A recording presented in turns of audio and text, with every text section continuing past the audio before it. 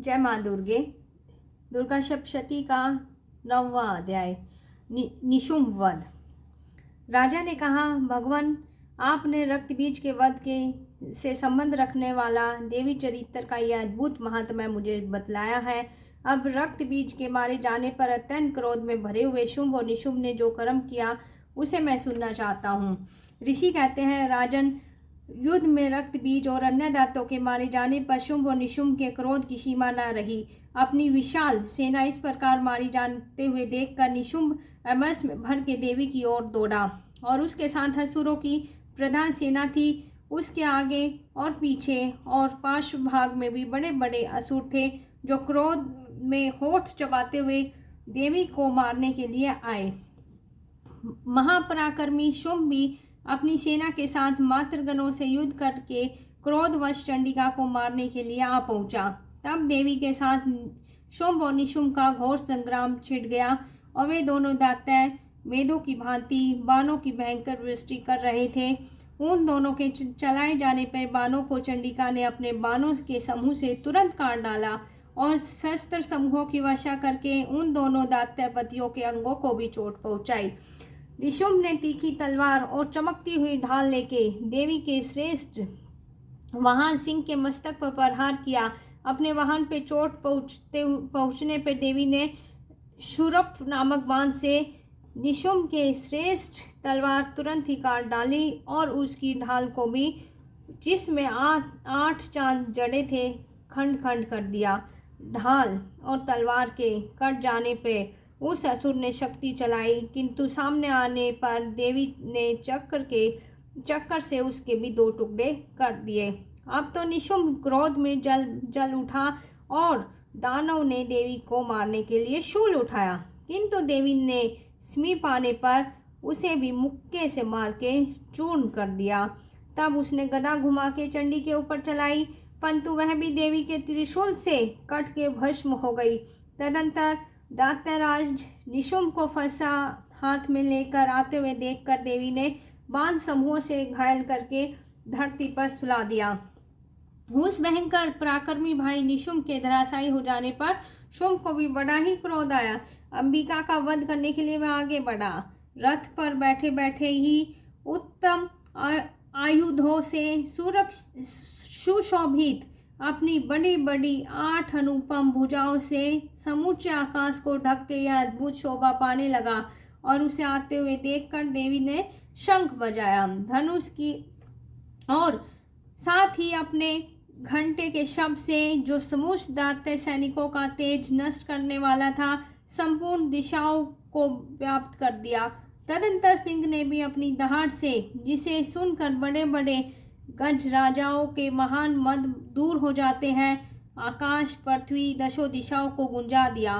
फिर काली ने आकाश में उछल के अपने दोनों हाथों से पृथ्वी पर आघात किया और जिससे एक भयंकर शब्द उत्पन्न हुआ, जिससे पहले के भी सभी शब्द शांत हो गए।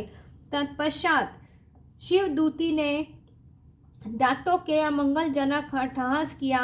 इन शब्दों को सुनकर समस्त असुर थर्रा उठे, किंतु शुंभ को बहुत क्रोध आया और उस समय देवी ने जब शुंभ को लक्ष्य करके कहा, ए दुरात्मा, खड़ा रहे। तभी आकाश में खड़े हुए देवता बोल उठे, जय हो, जय हो।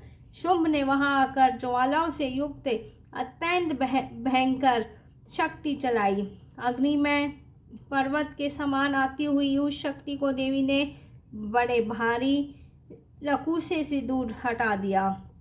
उस समय शुंभ के सिंहनाद से तीनों लोग गूंज उठे और राजन उसकी प्रतिध्वनि से वज्रपात के समान भयंकर शब्द हुआ, जिसने अन्य सब शब्दों को जीत लिया। शुंभ के चलाए जाने पर बाणों के देवी ने और देवी के चलाए जाने पर बाणों के शुंभ ने अपने भयंकर बाणों द्वारा सैकड़ों और हजारों टुकड़े भी कर दिए। तब क्रोध में भरी हुई चंडिका ने शुंभ को शूल से मारा और उसके आघात से मूर्छित होकर वह पृथ्वी पर गिर पड़ा। इतने में ही निशुंभ को चेतना हुई और उसने धनुष हाथ में लेके बाणों द्वारा देवी, काली और सिंह को घायल कर डाला।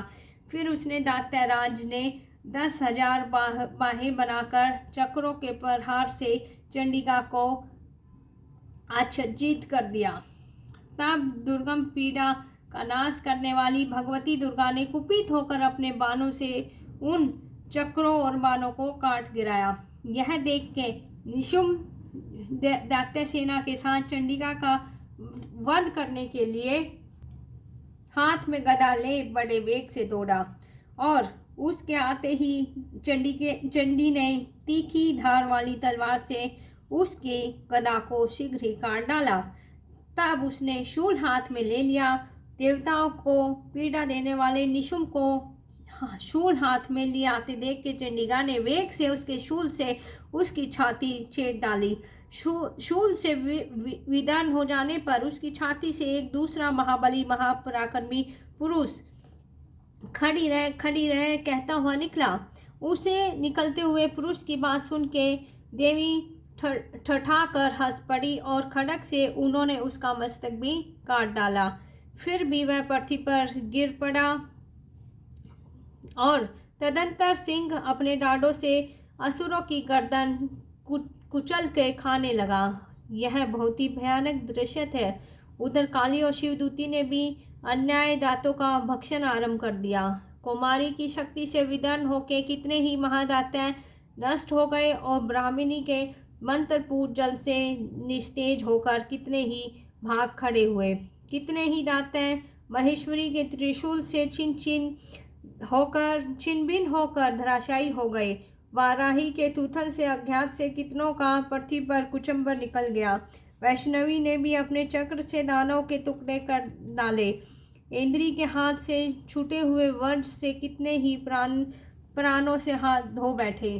कुछ असुर नष्ट हो गए और कुछ महायुद्ध से भाग गए और कितने ही काली शिवदूती और सिंह के ग्रास बन गए। इस तरह निशुम्भ वध नाम का 9वां अध्याय पूरा हुआ। धन्यवाद।